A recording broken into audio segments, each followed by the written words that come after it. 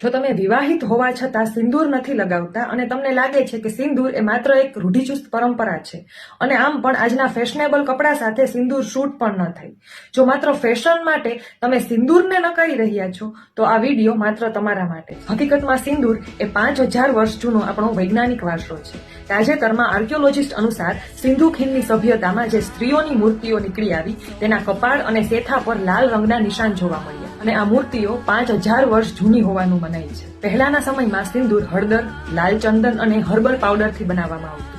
લગ્નના દિવસે સ્ત્રી શક્તિને જાગૃત કરવા માટે સેથા પર, કપાળ પર અને મંગલસૂત્ર પર સિંદૂર લગાવવામાં આવતું. સિંદૂર એ સ્ત્રીમાં જીવન શક્તિ અને પ્રજનન ક્ષમતાને જાગૃત કરે છે અને તે શિવ અને શક્તિના મિલનનું પણ પ્રતીક છે. યોગિક ફિલોસોફી અનુસાર સેથાને સુષુમ્ના નાડી સાથે જોડવામાં આવે છે, જે શરીરની મુખ્ય ઉર્જા ચેનલ છે.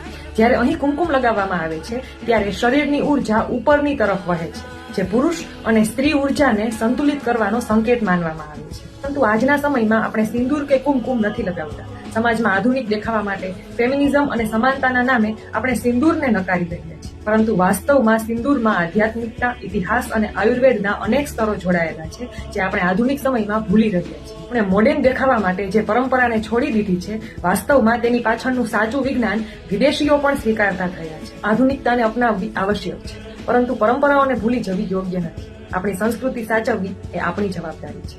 રાધે રાધે.